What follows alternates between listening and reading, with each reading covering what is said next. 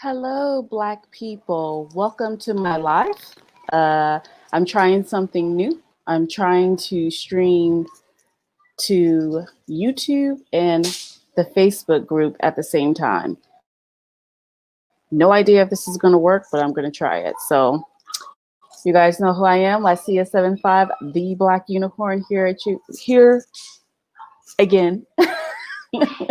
So crazy when you go live, you know what I mean? But I am monitoring to see if it shows up on the Facebook group that this live is happening and that it's working. So I decided to go ahead and record earlier than what I normally do and on a different day. So if I bomb this live, nobody's going to really notice.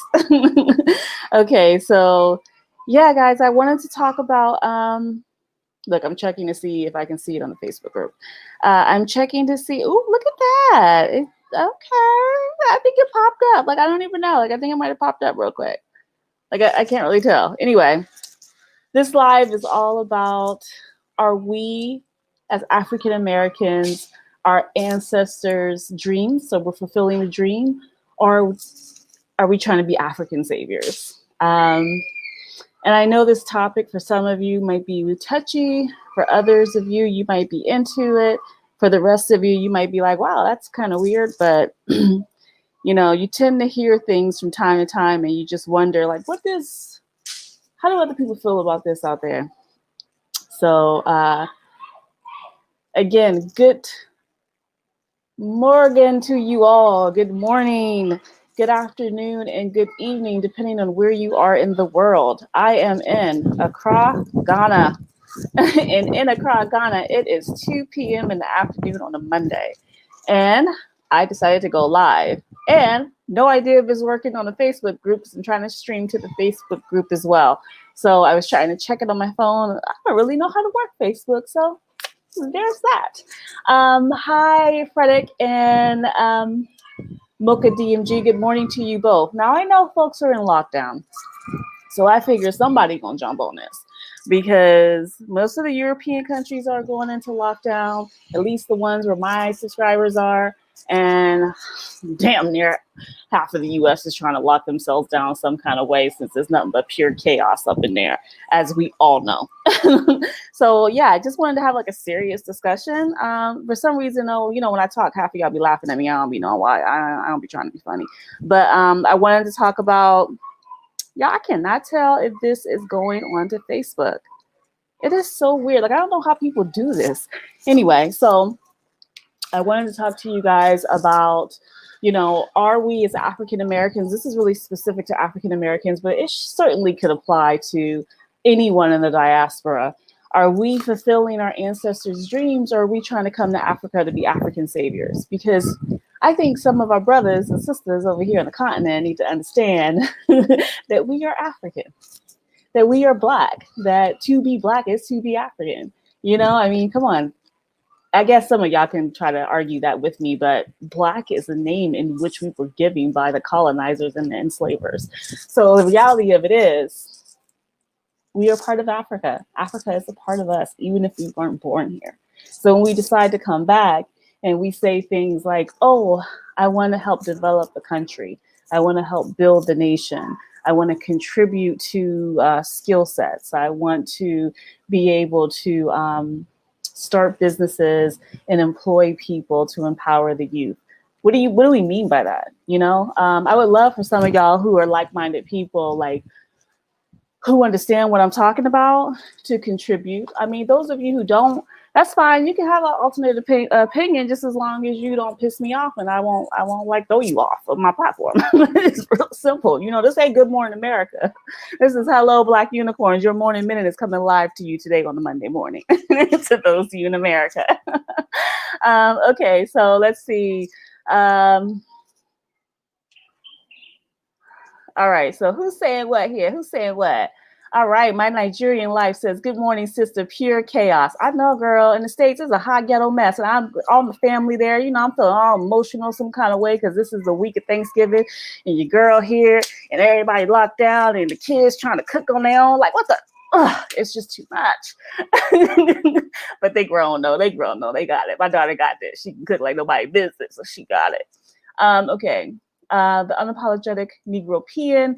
Hello, we're locked down in Zurich. Yes, lots of the European countries are locking down, but Europe is being proactive to try to save lives and helping their citizens, like, any normal government would do, but not when you have Agent Crackhead Orange in there trying to hold on to power when everybody said, get the hell out the White House. But, it is what it is. Okay, so let's see. To those of you watching me early in the morning, thank you guys so much for watching. For those of you who are already talking, lovely. I love that you all are on here, that you're conversing with me. I really want to talk, though, about who we are and why we're coming to Africa. And how do we go about helping our brothers and sisters that are in Africa, in particular Ghana, because I'm in Ghana, so I'm specifically talking about Ghana, but this is relevant literally to any of the countries dominated by Black Africans, which is pretty much sub-Saharan Africa, right? How do we help them understand that we are Africans? We are not from a different race of people. We may have been raised, born, and have ancestral lines in a sense that our parents, grandparents, and grandparents, great-grandparents were enslaved, but those enslaved people came from somewhere, right? And so at one point, pretty much throughout, people that were enslaved believed that one day they would see their homeland again, even as they were losing the language, even as they had to be bought and sold, ripped from their families, ripped from their children, ripped from their partners, ripped from their husband and wife, and then sold again and breeded off. They still held on to that belief that they can go back. There's like an old story, I guess we could call this almost like a folk tale, that some African Americans would share with family, and that's the people could fly. The people really believed that they one day would grow wings and fly back to Africa. And a lot of that was through and expressed through music. Those Negro spirituals we talk about, those songs that people would sing out on the plantations, those songs of hope, right? Those songs of misery, those songs of encouragement, those songs are, I see you, I got you, but I may not be able to help you right now, but we got each other, right? So if we understand our past truly and stop whitewashing it or trying to pretend like slavery didn't happen, or if it happened to another group of people and, oh, that didn't happen to us, maybe we can help better educate our other brothers and sisters who didn't go through enslavement here in Africa, but went through something other than colonization, which they still are going through right now, even after independence. So, I keep hearing and seeing people say, African Americans coming over with an African savior mindset. Here's the reality of it. Africa can't be saved. Ain't nothing to save. But what can happen is that we can work together and build and develop each and every country in Africa using the skill sets and knowledge that we have coming from the West to Africa, with the intent that we want to see this nation truly grow and not steal its resources, not deplete the forests, not deplete the natural resources that are out there, and not try to use, misuse, abuse, and kill off the people, So Africans, Ghanaians, stop talking to African Americans, African Brits, African Caribbeans, African Canadians, wherever they may be from, and all the Latin Americans out there who are Afro-Latinos. Stop talking to us as if we are not African too. At the end of the day, if we did a real DNA test that really understood African DNA, you would see all of us trace right back to Africa, and more than likely here in the Western region, Central Africa, and some maybe even East and South, because slaves came from everywhere. So let's stop that. Let's stop that. Let's just stop that. And I am saying that in a way that, yeah, we need to have a conversation about it, but we also need to come to reality that if we keep treating each other as different, if we keep acting like somehow you're from a different racial group than me, you are not part of me because you weren't born on this continent, and you can't say who your parents are or who your grandparents were based on a specific tribe, that makes you less African. I think that's a dangerous thing to do, because when you look at other countries that have built up, took the diaspora and were able to build up their country, let's take China. Um, some of y'all maybe never been to China. Many of y'all probably have been to China as tourists. I was in China back when China was just really starting to develop. And I mean, fast development, fast.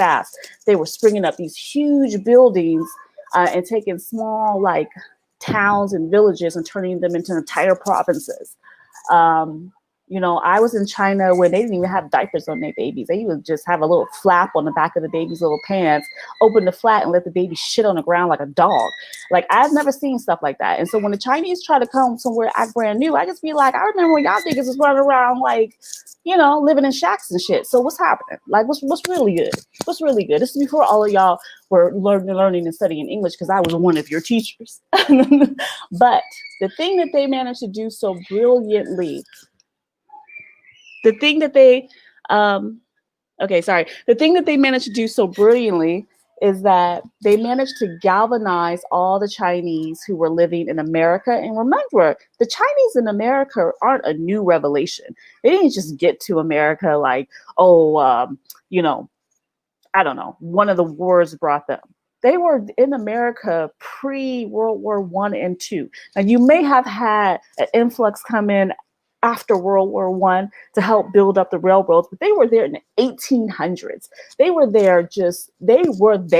They were just in a different region out there towards the west, but they were there. So they're just as part of the fabric as America as anybody else. But the Chinese government of China and the people of China managed to do something exceptional. They managed to make these Americans who are Chinese and were in the US since the 1800s feel as if they have always been Chinese, no matter what province they came from, no matter what city they came from, no matter what tribe they came from, no matter what dialect they came from. Before China, all the Chinese started speaking Mandarin and Cantonese. And Mandarin and Cantonese is like British English and American English, okay? It's so similar. If you speak one, you can understand the other. Before they all spoke a united language, they all spoke their own dialects. Yet still, they managed to bring over Chinese from the diaspora, from the US and the UK, and make them feel as if they never left. They managed to embrace them in a way that they kept sending over their dollars, their pounds, their resources to help build up their nation. Do you see what I'm saying? And we're talking about Chinese that have left China many, many, many decades ago, over a century later.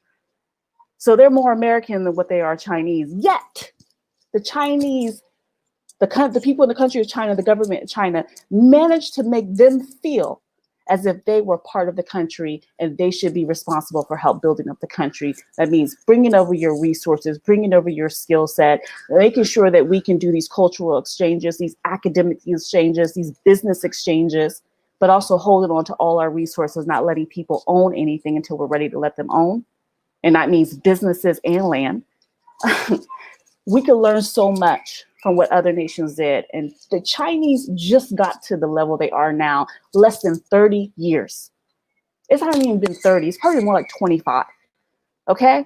We're talking a short period of time. They went from third world, developing shit in the street, living in shacks, to the first world nation, loaning money, giving money to everybody, with the most billionaires in the world. And mind you, the most advanced like train system. They have everything's digitized. Everything's like next level. Now, I'm not going to go deep into government structures and all that stuff because that's irrelevant. What's relevant is you have people that were displaced many, many years ago, but were tapped and brought back and made to feel accepted, not only by the government, but by the people.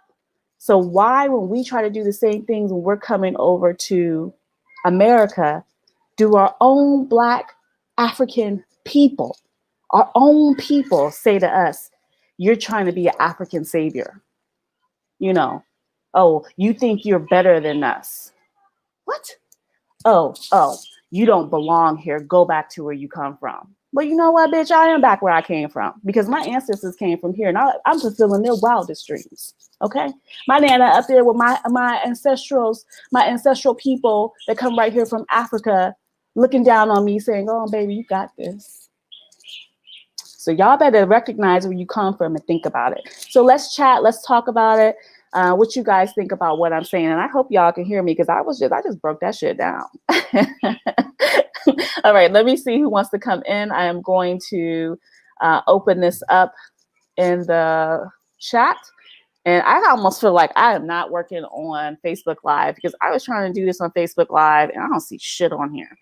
So you guys, how the heck do you do Facebook Live? I don't even know. You know what I'm saying? I don't even know how to do this. Like, I was really trying my best to do a live, like, simultaneous stream. And I go on to the Facebook channel group on my Facebook. I don't see nothing.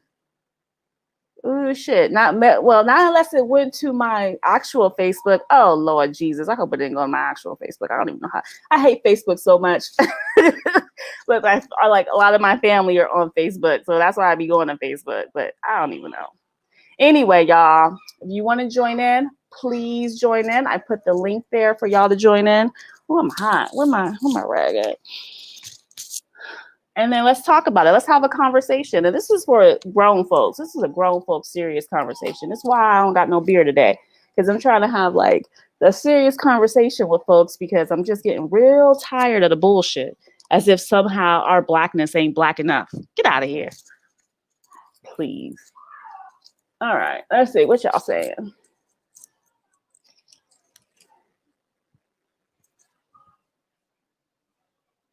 Right. Chinese been here building the railroads. Exactly. I'm telling you, y'all, if you don't understand your history and not just the history of your individual group, but when you're coming from somewhere like America, you need to understand the history of other ethnic groups inside of that same country so you can understand how the intertwine happened and how things progress so well for one group, yet as Black Americans, we still get left behind. Think about it. Let's talk about it. Let's get real. Let's get serious. You know, I mean, but this might be too deep. Some of y'all just waking up like, damn, what's she talking about? Like, yeah, this your morning minute. Shit. Let's make it real. I may not have my beer, but you know, I'm trying to tone down my cussing in a sense that I'm trying to leave my F-bombs.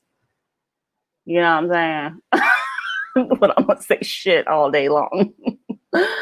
Right. They look past what happened to them and built. Exactly. And the Chinese is just one example, but for me, they're the best example at this time because China is also, or was also, they're not anymore, but was also at one point considered a third world country. I remember working for IBM and they were trying to go into the BRIC countries because they saw a market there, an expansion of technology usage and the ability to make millions, basically billions. And the BRIC countries were Brazil, India, Russia, and China. I'm old. I'm grown, had some career behind me, okay? But I remember when they were doing that. And I was just like, wow, how's that going to work? Building teams, trying to get people on board that spoke the local languages, like let's say Portuguese or Mandarin or Russian or whatever, and pushing whole teams out to these regions and having them train up people to get them to the level where they can start selling these products and services to businesses and consulting on those businesses. I have yet to see that in that type of really focused way be done here in Africa. I guess South Africa would be the exception, but South Africa is treated more like Europeans because they let white people dominate, you know? And anytime you let the white people dominate, then they're going to be feeling real comfortable, like they can have all white parties and shit. So come on now. What? You know, anybody want to come on? If you do, only rules I have for you to come onto the live, you cannot be laying in the bed. That means if you want to join, you got to get out of the bed, sit on the couch. You have to have on a shirt, gentlemen, because some of y'all nasty and gross, and I don't like that. So I'm not doing that. That's the only caveat. Okay. Many America talks to many Chinese people they didn't talk Oh, sweetie, I don't know what you're trying to say. Oh, honey, you might need to rewrite that sentence. I'm confused. I don't know what you're trying to say, boo. Okay. China has one central government that controls every aspect of life. Africa has 54 separate governments, and the diaspora is seen as a threat to the people in power. Oh, God, Matt. Thank you for being so intellectual. Let's get on that real quick. So, China definitely has one government, right? Under the Communist Party, under Mao, they were able to centralize everything and keep it that way. And it worked well for them, you know, and they also adapt communism to work for their culture. Let me say that again. They adapted it to work for their culture and figured out a way to get people who spoke different dialects, who had different cultural traditions, yet one overall culture as well. Let me take that back. They had different languages or dialects. They had different cultural traditions, but they managed to make it so they all felt they had one overall culture. And more importantly, they had one overall language. This is all very true. However, it doesn't mean because China was able to do that and they have 1 billion strong and they were able to tap in diaspora and build that it's impossible for Africa. It's just not. You know, Africa, we have to take Africa now and separate it into the countries that they are. So let me just focus right now on Ghana. I'm going to focus right now on Ghana because I live in Ghana. I'm going to focus right now on Ghana because Ghana has a strong economy.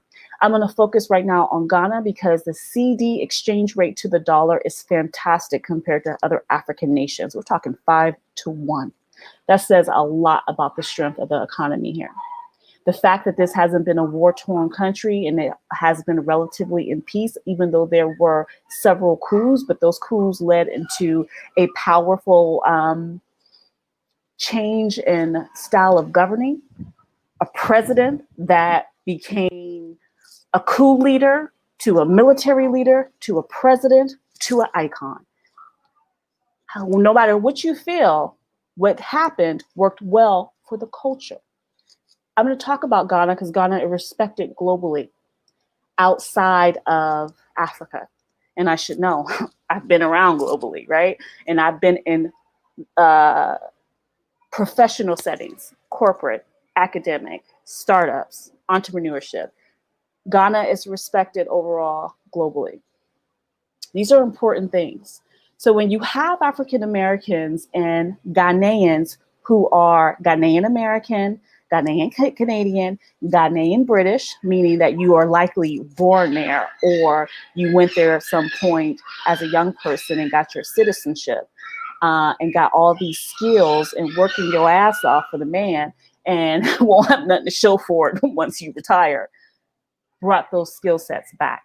See, this is easier said than done because of the complexities of African society, Ghanaian society. So let me let the unapologetic Negro Peon jump in. And boo, don't be gossiping today because I ain't having none of it. I know you hear me. I ain't playing that shenanigans. I'm going to let you in because I know you have something intellectual to say because I already know you know on this subject. Come on, boo, let's get in there. Hey. Hello, how are you? I'm well. I'm well. Because of the echo on my end, I will mute when you talk. No problem, no problem. Okay, I just wanted to sort of echo what you was just saying there. So, yeah, a lot of people don't understand where China was only 30 years ago, which is an incredible feat, really. The Chinese, it was normal, and I'm saying this, it was normal to find dead human baby fetuses in the streets of Shanghai 30 years ago. Everybody would walk past it like you was walking past trash on the street. And this, and I'm not exaggerating that. That is completely, that was what China was. You are. I know. I totally understand. Yeah. Okay. So a lot of people don't understand that they literally were in no man's land. They were a lot like, actually, they had a similar GDP per capita as Nigeria, as a lot of the sort of not very strong, but the medium strong countries in Africa is now. You couldn't tell them apart in reality, and they were able to industrialize themselves in a way where they could manufacture and build and grow as a society and as a people, and yeah, of course, the infrastructure as well of their country. And we're in a position now where we have these diasporans who have been living all over the world for generations, who can bring back their wealth and their talents and everything else, bring that back to the African continent, because that's one thing the Chinese didn't really have. Okay, they didn't have diasporans. I mean, they did, not as many as us. Okay, and dare I say, perhaps not as talented. So we have that, and we can bring that back to Africa, and we are a blessing. We really are. And I'm just hoping that the new generation of continental Africans can see us for who we are, and accept us, and not even look at us as being different. I live just down the road, actually, from a school where all these leaders, these Nigerian ministers of parliament, all these diplomats, they all send their kids to school here. I see them all the time, and it's costing an arm and a leg for them to send their kids to school here. But of course, Nigeria has the highest paid politicians on the planet, so of course they're able to afford this. But we can have an impact on this by building institutions, educational facilities in Africa that can be on par with the educational institutions over here, and the hospitals too. You never see these politicians send their kids to a private school in Lagos, or send their kids to a private hospital. They never go to hospitals in Africa. You always see them flying off to Zurich or to London. Yep. Yep. To get, exactly. And it's all courtesy, all comes courtesy of the tax money being paid out by the normal Nigerian. I know it's not a strong, Nigeria doesn't have a strong policy of collecting taxes from normal citizens. Most citizens don't pay their taxes, but somehow they get their money through their natural resources, through oil and everything, and that's where it goes to. It goes to a handful, the 5%, let's say, at the very top of Nigerian high society. I didn't want to focus on Nigeria, but this is the one I've been studying at this moment, and I just wanted to say that I just hope in the future. I hope in the future that this young crop, this young generation of African continentals just see us differently. In here in the UK right now, you can go to the UK. If you went to any suburb in the UK, any suburb, you could walk outside and you'll see a Polish kid walking to school with a Somalian kid, and they don't think of themselves as being different. This is one thing I love about the United Kingdom. They don't, oh, well, you're this, and, no, they don't. They mix, they proper mix over there, and they learn from one another, right? And they learn each other's experiences from each other's sort of background and history. But they both understand that they are in the same position, at the same place. They speak the same language. They talk the same way. Okay, let's just forget about the stuff that makes us different. Let's focus on the stuff that makes us the same. And I just wish that Africans, oh, not all of them, I wish that a majority of continental Africans would see us in this way and embrace us this way. Have But you I'm not heard saying of anyone?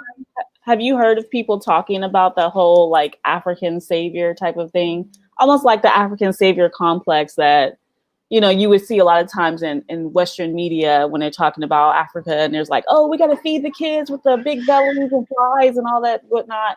And no, let's go and start this charity and, you know, look good to everybody else, but we don't really care about Africa. And I think that there's quite a few people who are, you know, continental Africans, if that's what we're calling them, Africans here, no matter what country you're at, feeling some kind of way about, you know, Black folks from the diaspora coming over. And I just really don't, I don't know, it bothers me slightly because I'm just like, we're African too, though. Like, we're trying to work together. Like, what's going on? Have you heard people talk about that?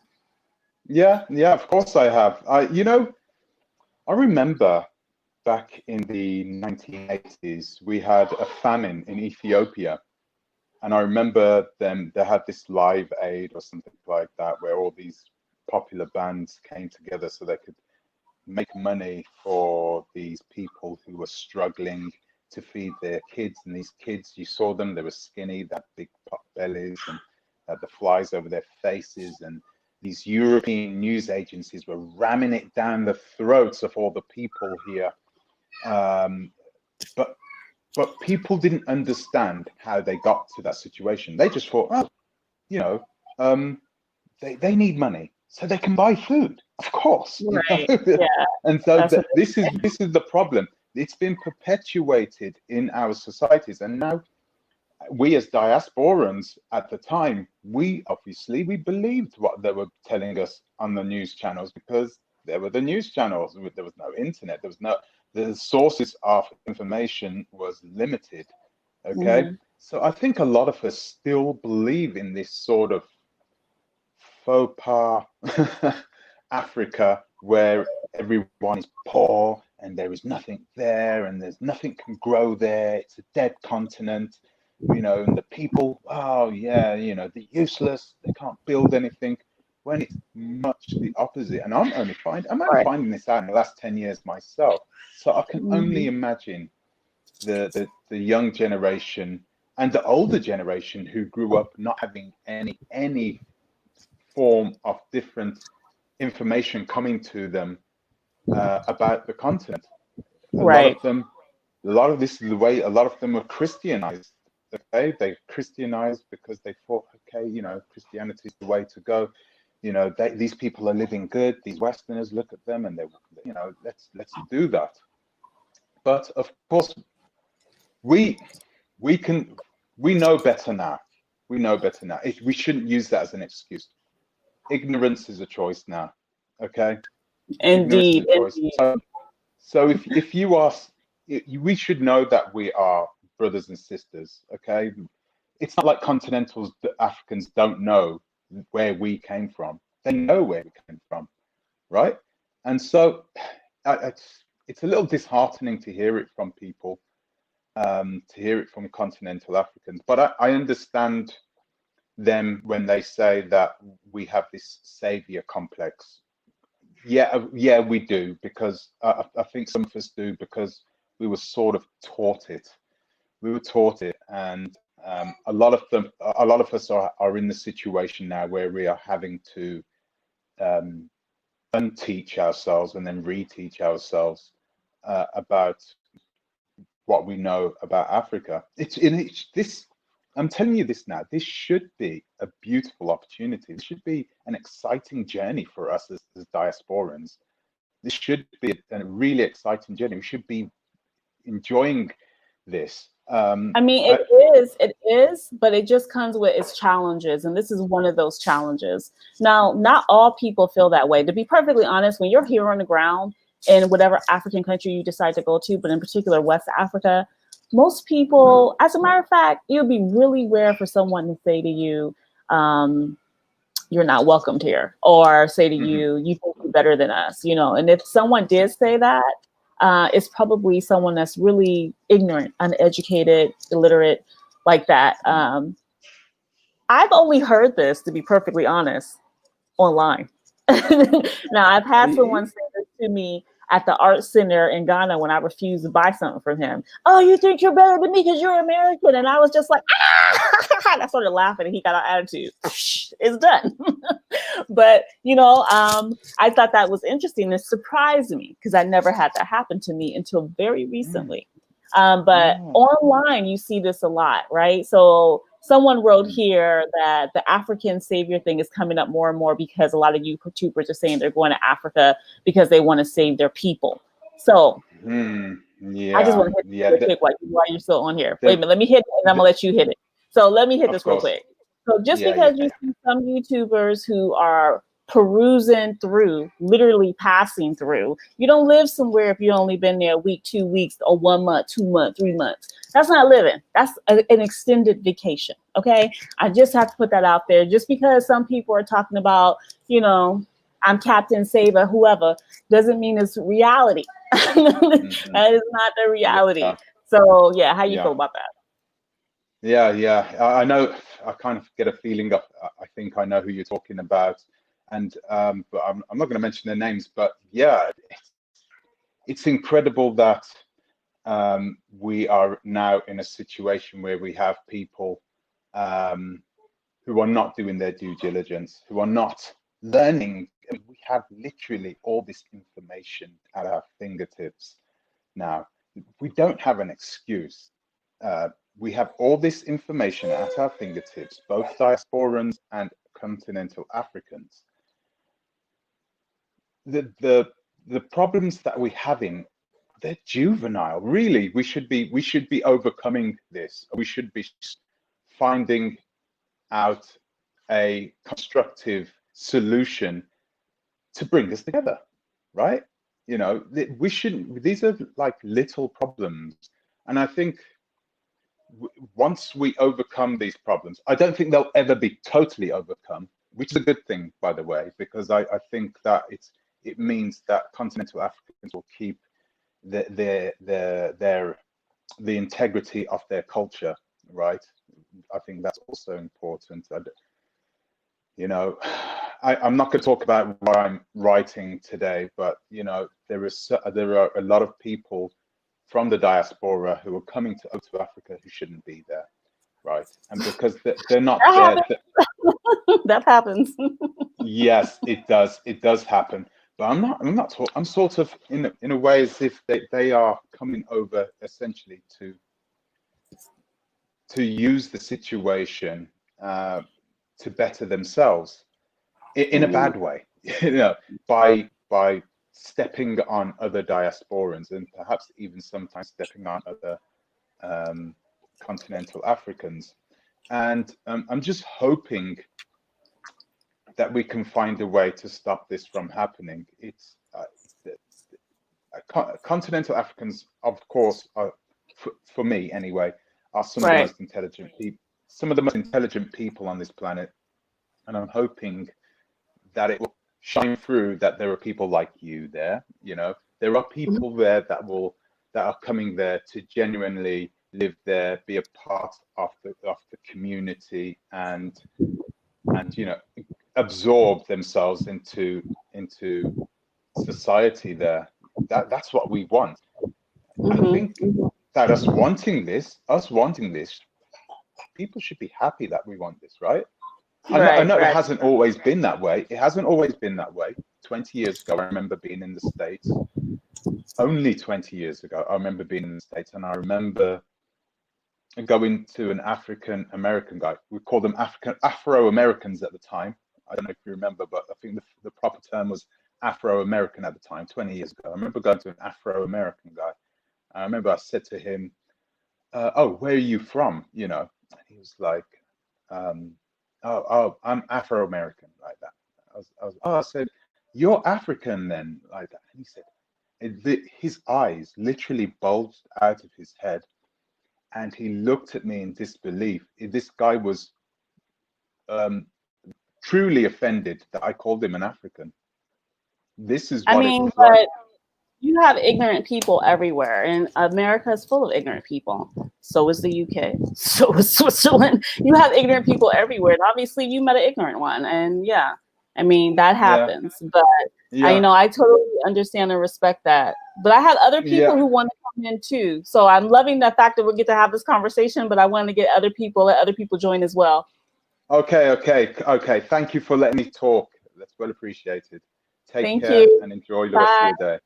Thank Bye. you. Bye. Okay, guys, if you want to come on, please make sure that you. Oh, no. Somebody was just on there and they just went off. Okay, the person that was just on, please call back, or like you do the link thing. I'm putting the link in the description again so that you can join in on the conversation. Ty Inspire, what it do, girl? Love that you're here. We need to hang out. I'm feeling a little homesick in the sense that it's Thanksgiving time and I'm missing the family just a little bit. You know what I mean? You know what I mean? Like, ain't got no greens, ain't got no, no dressing, and no turkey. We be frying the turkey, you know what I'm saying? Like, I be missing it. But what's up, girl? Okay, African Diaspora News Channel says, my experience in East Africa. I was welcomed in Kenya and Ethiopia, and I have my company registered in Kenya. I think some of the issues that come up is more so from West Africa due to slavery. Okay, so let me address this in the best way that I can. And the reason why I want to address this is that I want to be very clear. The topic that we're discussing today isn't just for one region of Africa, and it isn't just for one group of Black people. The Black folks that were enslaved came from all over Africa. It just so happens that the ports that they chose to take our ancestors from when they were stealing us happened to be from West Africa and mainly from the Gold Coast, which is now Ghana, right? So slavery impacted all of Africa. Colonization, what Africans had to go through, their own form of mental enslavement in a sense, theft of resources, a lack of quality education, an educational system that is still subpar. And no disrespect to any of you, but I'm letting you know, if you're teaching the colonizers way of doing things, they're going to skew it so it always puts them on top and always keeps you at the bottom, right? And that's true in East Africa, West Africa, Central, South, 100%, but I will say, and I do want to be clear about this, I was able to start a business here, get my business formally registered without any problem. As a matter of fact, I had a lot of help to get things done. The way I was able to get things done may not be as easy. The way I was able to get things done may have been a bit easier than some other people based on the people I already knew and connections I already had. But, there's still plenty of people that are able to come over to Ghana and register businesses, start their businesses, and do their businesses without any backlash, without any intimidation, without being made to feel like they don't belong. What I'm saying now is not just for West Africa, nor is it just for Ghana. This is something that's said to people who are in other places as well, but it's mainly a topic that's coming up on social media. And I think that we really need to address it and talk about it because, and I'm a small platform, right? So it's little old me with a few couple subscribers.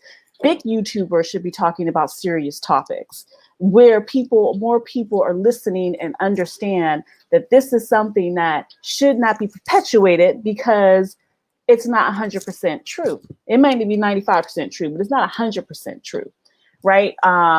It's just not, right? 95% is too high of a percentage number. I'm tripping on this. It's only like 10% true. Only a small portion of the population in different areas are going to feel this way. The majority of the population are fine with you coming over. However, you will have them look at you and see you as if you are not African. That happens. Whatever the name is they call you, Mzungu or Bruni, whatever the name is, depending on what part of the continent you're in, you're still referenced as if you were foreign. Foreign in the sense that not just because you're like, let's say American, but foreign in the sense that you are not one of us. You are not an African like us, so why don't you call into the show and let's talk about it? I can't believe I just said the show. That's so weird. Why don't you call in and just let's talk about it. Let's just have a discussion, because that may not be what you meant. That's just how I interpreted it. So maybe we should talk about it so that we can like let people understand what's happening on the ground. Because unlike most people, I'm here. I live here. I'm here every day. I'm not bouncing back and forth between here and wherever. I am here in Ghana, period, because I'm trying to get myself acclimated. I'm trying to learn. I'm trying to understand. I am engulfing myself 100% into the people, into the culture, you know. So it's just, I think your experience are different when you're here versus when you're in the States, even if you do travel often to the continent. But it's definitely different if you've never actually been to the continent, or you've only had maybe one visit, you know. So I would love to talk about this and the concept of saving Africa, which is insane to me. You know, like let's talk about it. You know, I'd like to see and hear what the rest of you all think. When I do talk about this topic, though, and I talk about us kind of trying to unify, and not only African Americans or Africans from the diaspora that come back. When I say African from the diaspora, I mean anybody that's Black, that's coming back to a place like Ghana or a place like Tanzania, I think that's how you properly say it, and to other countries here on the continent. There's adjustment period. We, those coming from the outside, have to adjust, learn, listen, and Africans who live in those countries, born and raised, have to take time to learn and adjust to us as well, because a lot of people see things on TV or believe the things told to them by the white people that have been there longer. And they're not always true.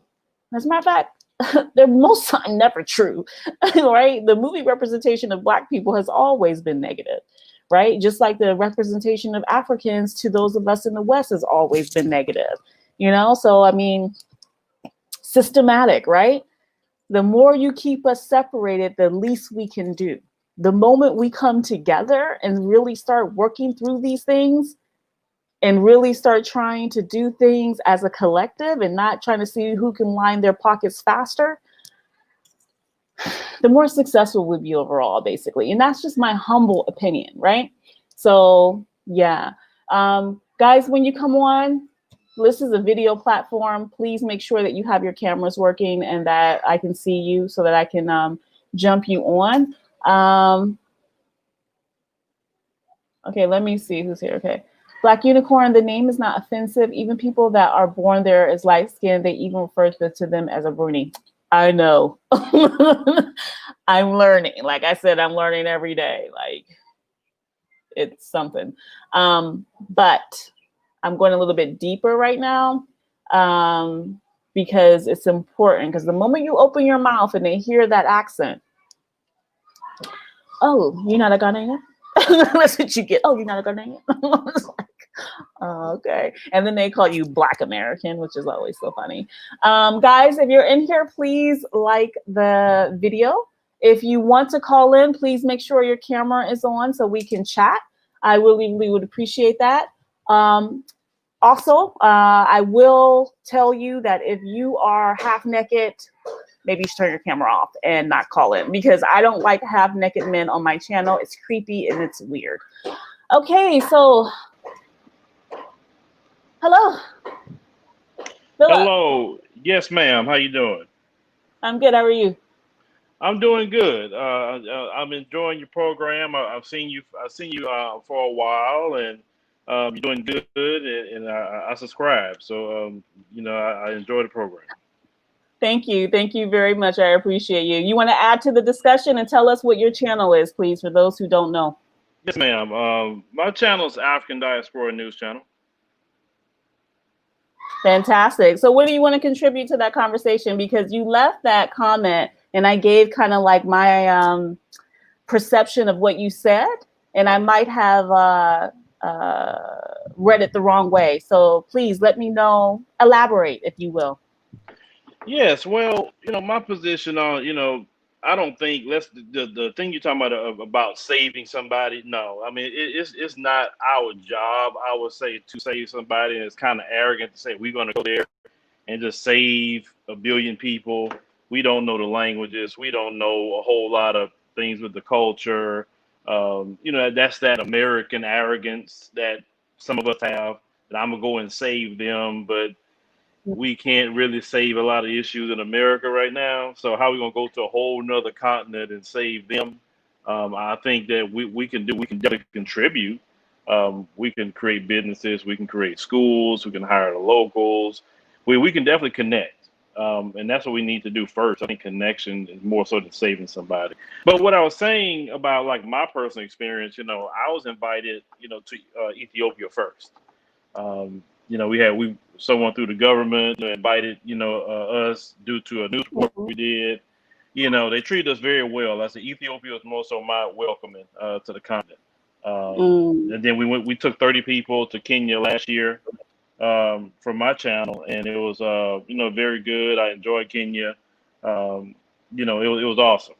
So with that being said, what I mentioned about West Africa, some Black Americans, I know you're there.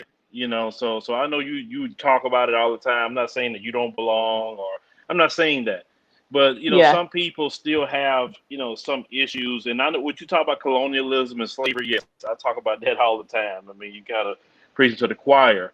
But what I'm saying is, with West Africa, some Black Americans at times have issues due to maybe some more, not so much Ghana.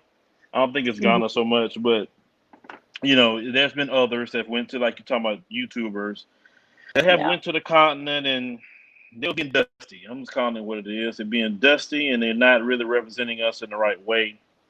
And they decided to dust it up on the continent, and then now it's causing a lot of it's like old terms and old beef that should not be here. Now it's coming back up. I've seen comments that said, people that I think they claim, one individual group of YouTubers was in Ghana and kind of making some waves, and I even seen comments say, well, it's good that we sold y'all. And you see comments like that, they're already very sensitive to Black Americans on a good day.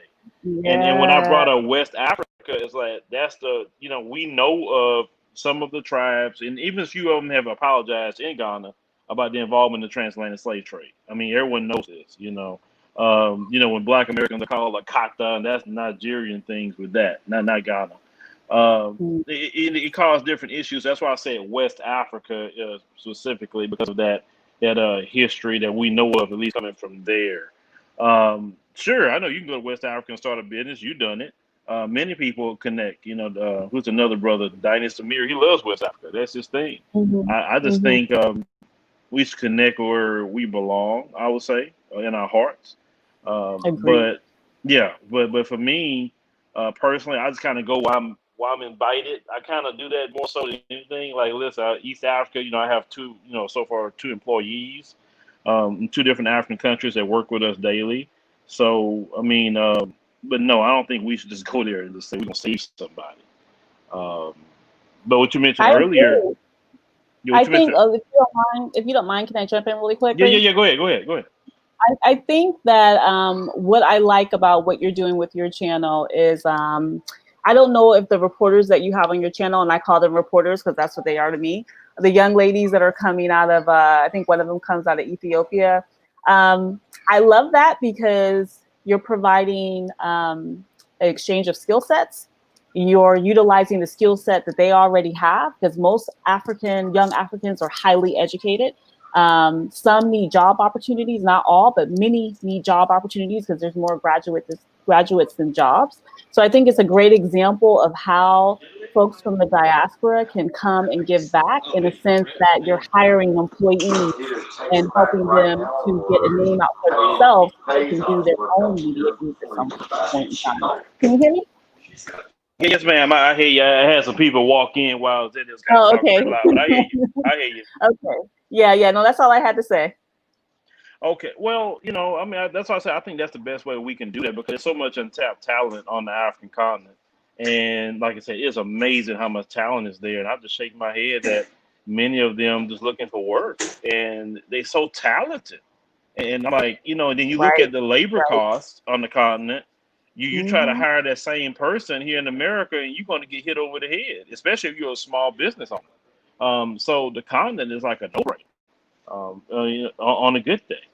So, I think, in my opinion, I think we should do better doing that, create businesses and hiring the people, more so than trying to save them from anything. Like, what are you going to save them from? That's the question I always ask.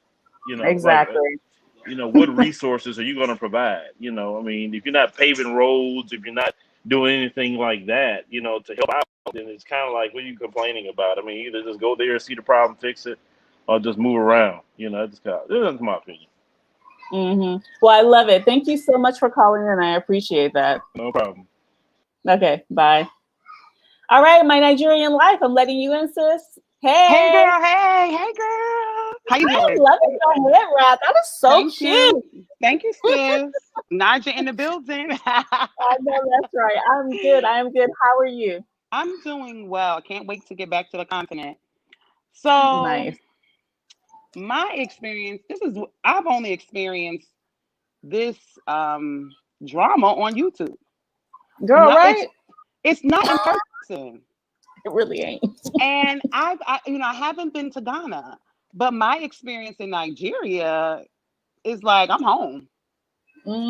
My experience in the Gambia was amazing. So it's just YouTube, girl. And but the thing is, YouTube can become dangerous into real life. It can like dangerously seep into real life because people will be watching YouTube, sharing the videos, talking, and thinking that some nonsense or some craziness is real life. You may see me on, like you'll see me on lives drinking and laughing and talking mad shit to people, but I'm talking about something of substance, or I'm going to have my morning minutes. Right. I need a minute. I'm gonna break it down. Right? Exactly. Right, exactly. So, go ahead, girl. I think for some of us African, let's say Black Americans, descendants of slaves, I think the ones that have the savior complex are the ones who don't have knowledge of self. And that's the biggest problem with us, Black Americans. Some of us don't have knowledge. Back in the day, we say knowledge of self. Remember that? Knowledge of self is, so a lot of people, they don't have that. And if you didn't get that from your parents, if you didn't get it from high school, if you didn't get it from college, your experience in college, and if you didn't get it on your, don't think that you're going to be able to go to the continent and get it from there. You have to know who you are before you go there, because you will surely get checked, my dear. They will chewed up and spat out. They will ride down on you, okay? Real fast. So that's it. I want to save everyone. I want to save all the Blacks. I mean, come on. This is 2020. Let me save them. I'm going to save the Africans right now. Hey, you better save yourself. Girl, right? You better save your community you come from. Exactly. So I think that's the biggest problem with us is lack of knowledge of who we are. Know who you are before you go on that continent. I always knew I was going to be there. I dreamt as a child that I was going to be there. Both of my parents, my mother became a Muslim when she was 18 through an African movement. And my father found Islam the same way. So I was very woke. We children of the 70s. We 70s, baby. Girl, right? Okay, but ask somebody. Exactly. So your parents were probably out there marching, doing something their part. My parents did integration.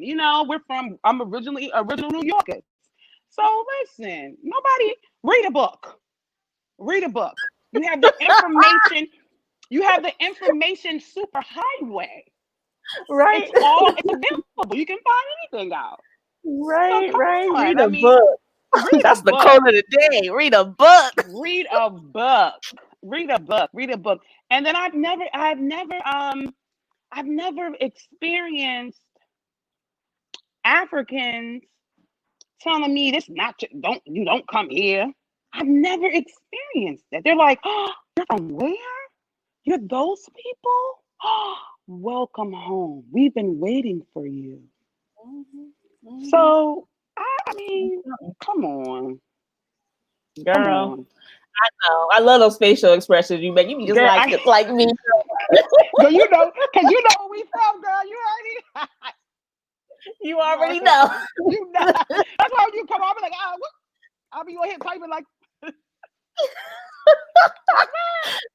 I love it. I love it. I love it. Wow. Yeah. Oh, you right on point. You right on point. I mean, you know, you said it all. Hey.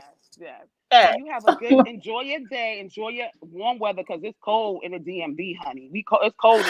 It's a little chilly. It's a little chilly. It is, girl. But Africa is beautiful. The sun is shining. Yes, it's shining. The rivers is running around. The birds is chirping, and the babies is running around. I feel good, honey. It's good. Girl, it's good. Them darn lizards, girl. Them lizards. Hey, let me say, I'm getting immune to these lizards now. Look, one of them little lizards walking around right now doing push-ups. I'm just looking at him like, oh, about your business. Girl, they're little. They're like, yeah, I'm like that. Yeah, on the wall. They're like, what, you saw a lizard? I'm like, yeah, girl, I saw a lizard, girl. Don't mind me. It was a lizard. I love it. I love it. Thank you. Enjoy. Happy holidays. You too. Happy holidays. Bye. Bye. All right, guys. Thank you guys so much for you calling. That always brings joy to my heart. I appreciate it so much. I'm going to go ahead and go through the comments and see what else we have here. My glasses are so fuzzy. So I told you guys I was trying to do a simultaneous stream to Facebook Live. That was an epic fail because I don't know what I'm doing because I truly hate Facebook. Next time I think I might just do Instagram because I'm a little bit better with Instagram. Not great, but a little bit better. I'm learning. Guys, I'm learning. You know, this whole doing media, social media, this is all new for me. I ain't gonna lie to y'all. This is all new for me.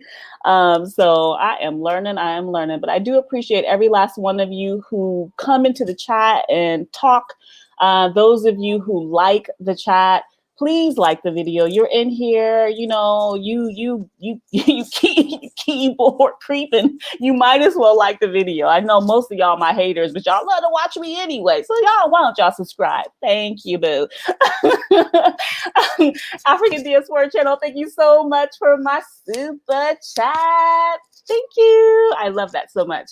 Yeah, so guys, let me go ahead and look at some of these comments. Let's see what we have here. Okay, let's see. If anything, they're saving us. We can help advance and protect their economy while they teach us how to build solid families. Families are more important. Okay, you mean saving like African Americans, those from the diaspora. Okay, yeah, I feel you on that. I feel what you're saying on that. I love it. I love it. Right. You know, when people talk about, so I have a lot of mixed feelings when people talk about, oh, you need to heal yourself. You need to get over slavery. You need to do this. You need to do that. And I kind of feel like, you know, does anyone tell Jewish people they need to get over the Holocaust? Last time I checked, they don't tell them no shit like that. If anything, the Jewish people are going to tell you, not only are we not going to get over it, but we're going to make sure you hear the stories. We're going to make sure you never forget.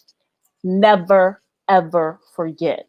So we're going to come together as a collective and build museums, build remembrances, to make sure it's taught in schools, wherever a Jewish community is in the world. How come it's okay for them to acknowledge and make sure the world knows we will never let this happen again? But it's bad for those who had their ancestors enslaved talk about it and say, yo, this is not even right.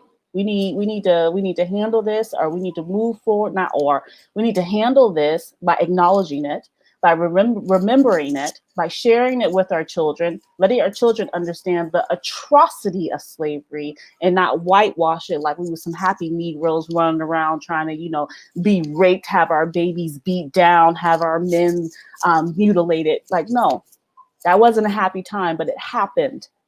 So we need to acknowledge that it happened and who caused it to happen. And when you acknowledge who caused it to happen, it doesn't mean that you say, oh, I hate all white people, or I hate this person, or I hate that person. No, It says you acknowledge what happened and how it happened. And because you acknowledge it and you understand it and you learned about it, now you're ready to understand how was that able to happen from the perspective of those here in Africa. Okay. Then you learn how that happened. And then you say, okay, this is a part of my history. I'm going to make sure everyone understands my history. By making sure everyone understands my history, I'm able to grow as a person and able to move forward as a person and able to contribute to the society in which my ancestors were stolen. Because I am back. Because I am my ancestors' wildest dreams come true. So I think that's something we need to understand. Stop talking about slavery as if it didn't happen.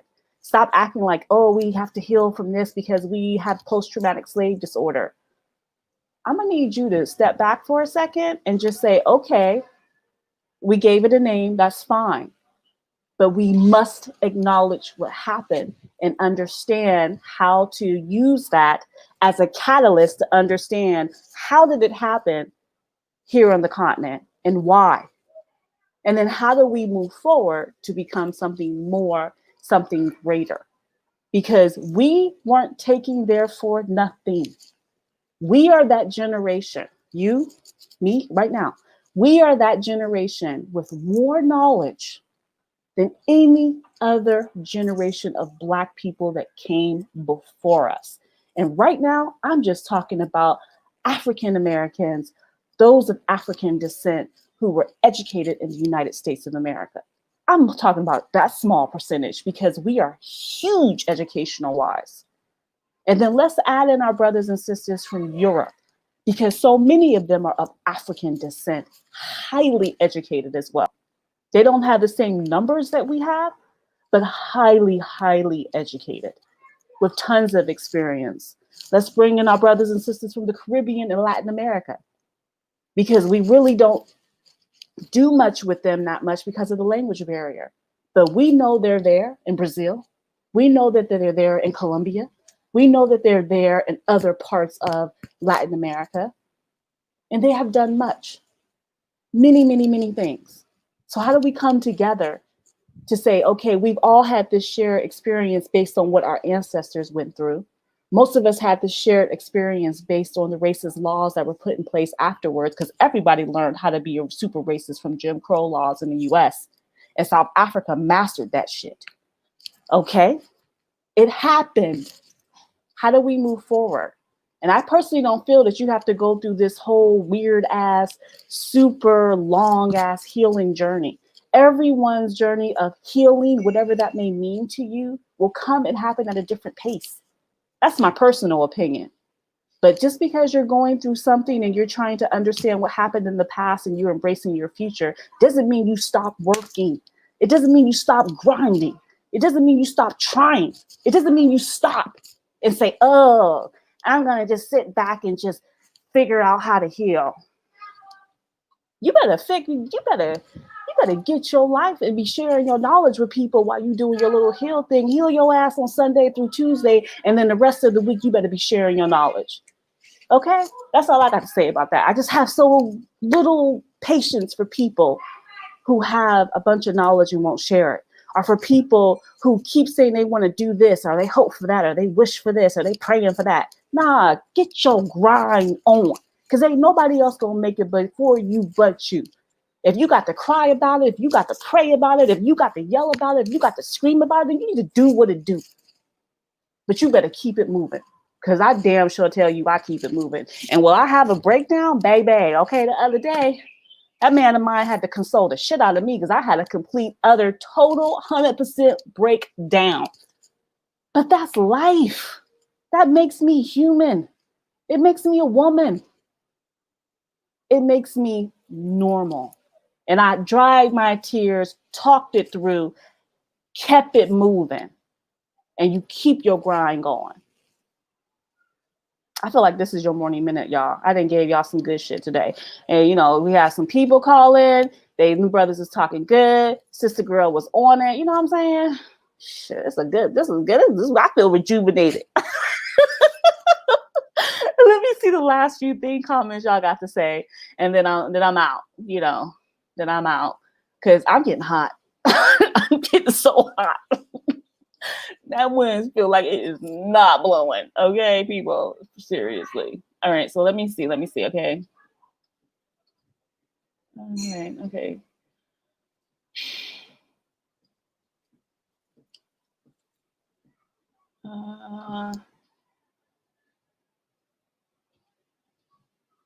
Okay, so someone says, go where your spirit is most at ease. True. And the number one thing about this is, guys, you gotta visit. You gotta go out and go to the places. You can't say, oh, I belong in this country because this YouTuber is so amazing and she found love, so I'm gonna find it too.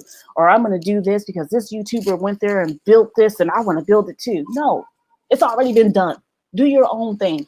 You know what I mean? Do your own thing. Find your own way. Just use these experiences that YouTubers, because I'm on here too, showing you as a way of what you might see, not what's going to happen for you in your life. So visit any and all the countries you want to before you move. That's the best I can say that. Visit is so important. Okay, somebody says I've been over to 20 countries in Africa. That is absolutely correct. Okay, so that must be for something else. I don't know what it is, but I'm gonna keep it moving. Okay. Yeah, it's time for facts. Black Unicorn, thank you. Okay, so let's see what else we have here.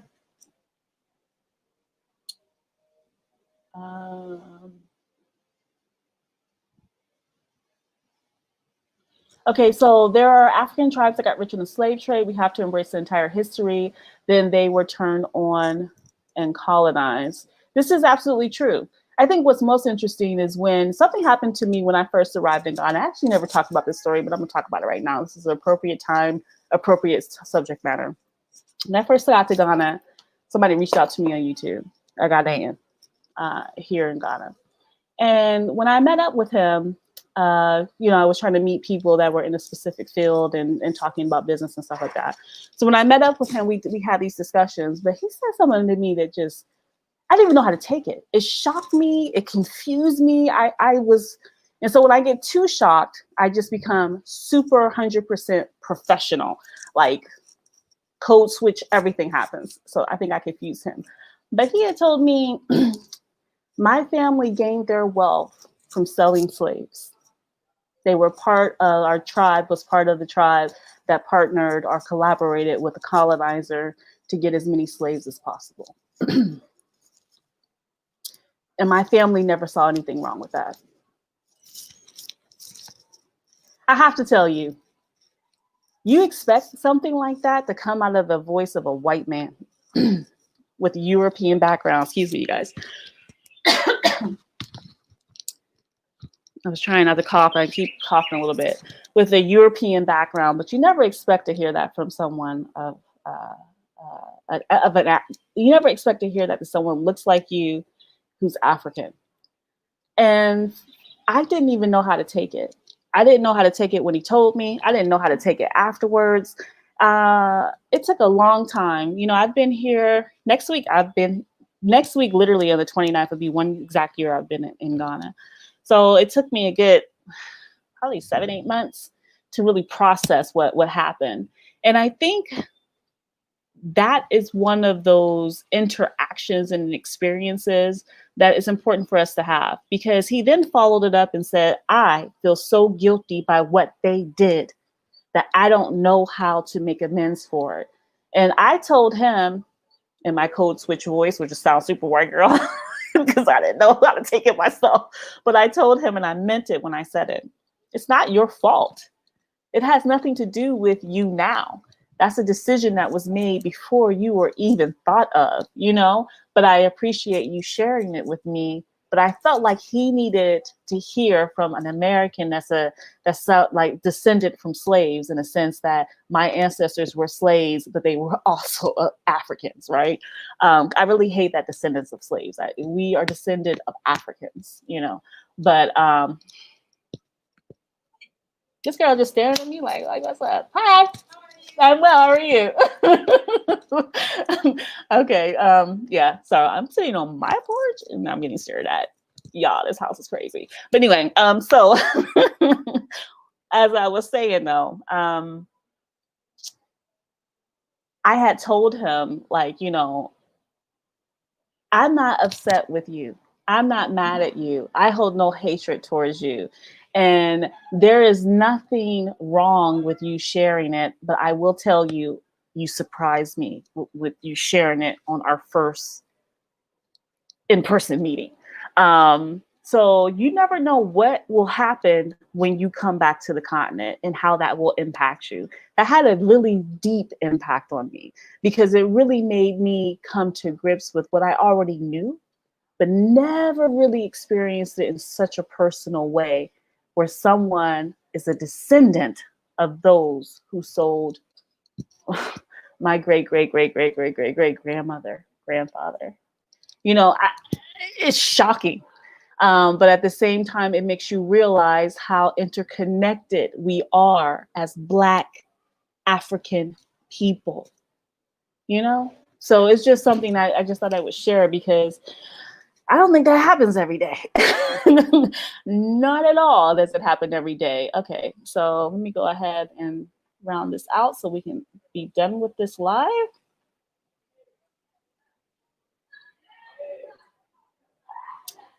Okay, let's see. Okay, I'll teach my kids about the history, culture, and the collective Black people from the continent and the diaspora. I'll teach them not to hate because of it, but don't sugarcoat it either. Don't ever sugarcoat it. I have adult children. They've been learning about this since they were wee little ones. You know, I mean, my kids had to read. Like, I am a big advocate of reading, and I believe children should read. So by the time my daughter was 8, she read the autobiography of Malcolm X. By the time my son was 9, he did the same thing. And that's just one of the many books they read. It's just that was the very first one I started with. But I started teaching them African American history first, and then we moved on to African history. But they needed to understand we as African Americans, not only do we have history, but most of the technologies invented came from Black people. I at one time taught a middle school language arts. And I tell you right now, every last one of them kids was learning about Black people. And it was so crazy that a white cowboy family, because I was doing this shit in Texas, cowboy family ranchers came in. I didn't know they was gonna be pissed off or what. And daddy had that 10-gallon cowboy hat, Levi jeans with the big, brass buckle and the cowboy boots. Mama had her cowboy boots on, jeans with her plaid shirt. They looked like they came right out of like some kind of cowboy movie or whatever. And the mom was like, my son said that you were teaching him about all these African inventors who have been in the traffic light and the printing press and this and that. Are these things true? I was like, they're 100% true. I was like, just because all of them didn't get credit for them and don't have the actual patent, if you read back into the history of them, you'll find out that although it was patented by someone white like Jack Daniel's whiskey, that recipe was created by a Black man. Now, I didn't teach the kids about whiskey. I had to do whiskey with her because, they be drinking a hell of whiskey. And so they got it. They understood it. But I'm saying this because I taught a whole class where predominantly of my kids was white and the rest of them was Black and Latino. They learned about all the Black inventors. They learned the contributions of Mexicans. They learned the contributions of Asian Americans. And they had a little bit of the white folks sprinkled in because every day is his story. I was like, when you come to this class, you learn our story. My children in my household, they learned everything Black. Okay, I was not playing no games. I had no time. I had all the Black children's books I could find. The library was my best friend because they would go there weekly, stacks of books. And I've been reading them to them every single night. And if there was a night I couldn't read it to them, I had a big family. So whoever was in my family babysitting would be doing it. It was like clockwork, schedule, boom, boom, boom. No excuses for not teaching your kids. I don't give a shit if you got a phone or not. Read to them and read to them about Black people. Read to them about who we are. Read to them about what we invented, because they will grow up, and don't let them play with white dolls ever, ever, ever, ever let them play with a white doll. They always should have images that look just like them, because when they grow up, they will never have any doubt about where they come from. The caliber of intelligence in which they derive who their people are, why they are great, and also why it's important that the America has HBCUs and the Divine Nine. Both of them had to read the Divine Nine when they were in high school. I made them read that because it's important to understand the impact of HBCUs and the impact of fraternities and sororities, whether you agree with them or not, the history of why they originated and the best minds that came out of it during that period of time from the 20s to the 60s, and what these Black folks were able to accomplish. We stand on their shoulders today. So, you know, that's a little history lesson. Guys, I'm about to be out of here. Can you please like the video? Thank you very much. Let me go down through the rest of it and then I'm out. I'm almost done now. Okay, I'm almost done. All right, so, okay, so a lot of talk about Nigeria and something happened with Nigeria here. I don't know what it was. Okay, so yeah, okay, so maybe Nigeria Life got all y'all pumped up about Nigeria, which is great. I mean, I love it. I love it. Y'all talking about any of the African countries. I'm down for it. Right. So they are changing books, calling us involuntary laborers. That's for slaves. Texas was the originator of doing that nonsense. And here's the thing, guys. Don't let them whitewash your history, and don't let them make you or your children believe that you wanted to be enslaved. Don't ever do that. And don't make them believe that it was just like the help, like you're the help. No, it was brutal. It was cruel. Black women couldn't keep their babies on their backs when they were slaves working in the fields picking cotton because those hateful crackers, and this is where the name cracker came from, them overseers would come with the whip, crack the whip, and hit the baby on the back, killing babies either instantly or brutalizing them so bad that the screams will echo miles away. So they had to stop carrying the babies on their back so that their babies wouldn't die from the master or the overseer whip hitting them because they ain't working fast enough to pick that cotton. Y'all need to learn your goddamn history and stop sitting there letting other people tell you what it is.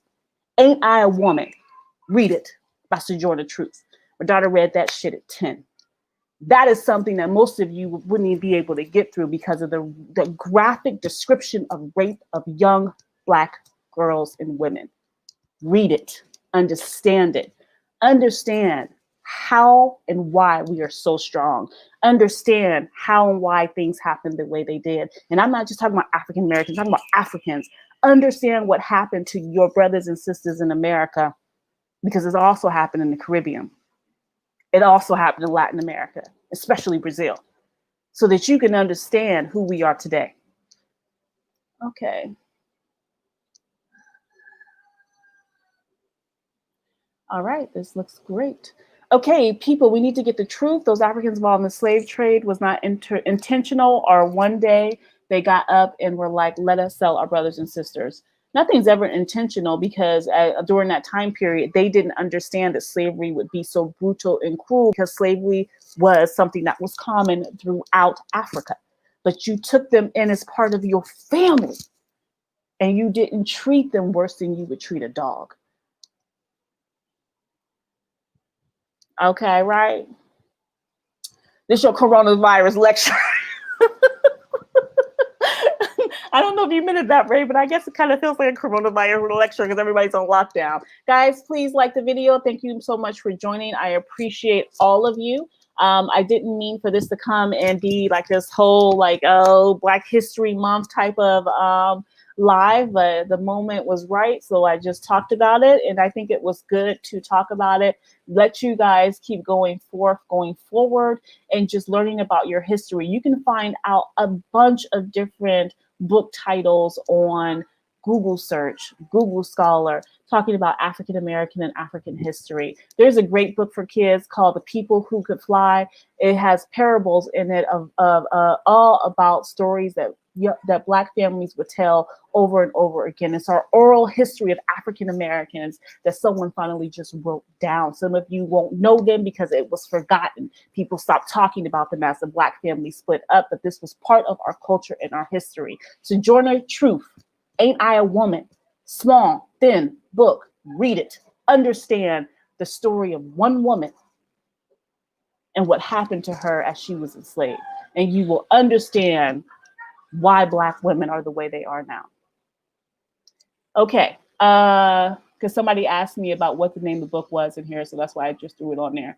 All right, so I'm out. I got a whole, what are all these messages coming through? Okay, wait, let me see.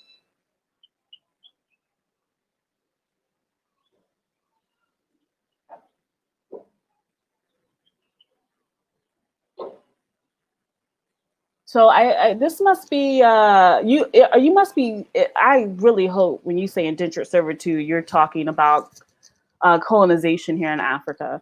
And even if it was called indentured servitude and not slavery, of course it wasn't called slavery. They weren't going to do that on your own land. They would just give you the Bible and some liquor and then call it indentured servitude, use your children as footstools, put them in cages, chop off their limbs, and act a fool. It just depends on what country of Africa you come from now that they have these countries after the Berlin Conference. But this all happened. Know your history, people. Both those on the continent in the various countries you come from. Understand the history of Africa before the Berlin Conference, before the countries got disseminated into the borders that you know of now. If you understand them by the kingdoms that were there throughout Africa and the tribes that were there throughout Africa, you could understand the overlap of the cultures of the people. Why people who live in different countries, like let's say Burkina Faso, Togo, and Ghana, can speak the same language. There's some people that speak the same exact dialect because they're from the same tribe, only separated when the white man came and said, we're going to disseminate your borders and this is how you're going to follow them. Guys, I didn't learn this from watching them YouTube videos. I learned this from a concerted effort that started when I was young and being told, you want to watch TV? Not in my house. We'll go read a book. We're going to the library. You're going to start with these books. I've been learning and knowing about my culture, my history, my people, and those of Africa. I don't know, since I was maybe 8, and just grew on it. So for me, this is just me talking in passing. But some of y'all, I'm starting to realize, are truly ignorant, do not understand, do not know. And it's not ignorant by fault. It's just because no one has told you, no one has taught you, no one has taken the time to say, you can't heal shit if you don't understand who you are based on where you're from and the things that occurred and how you, your family, your neighbors, your community, your people were able to endure. You just don't know. And this is not just on one side of the pond, y'all. I'm talking about those on North America, South America, those in Africa as well, because you went through some similar atrocities and some of y'all don't even realize that was happening. Every time you look at that white Jesus, should be a reminder, because he everywhere. Why? Why? You know, there's nothing wrong with Jesus. There's nothing wrong with believing, but there's something wrong with imagery. Because when you see an image and that image is always somebody else's people, you're going to put that image who is God and God-like above your own people, because you're going to be raised to believe, and you're going to believe deep in your soul, in your heart, in your mind, that they are always better than you because they are God-like and you are inferior. Remember that the next time you see white Jesus. Guys, please like the video. Thank you so much for stopping by. I appreciate all of you. Yeah, so this was a great day. I hope you guys all enjoyed the little chat. I appreciate you all for joining me this morning, afternoon, or evening, wherever you're watching in the world. Please watch, like, and subscribe. Thanks, guys. Bye. See you later, guys.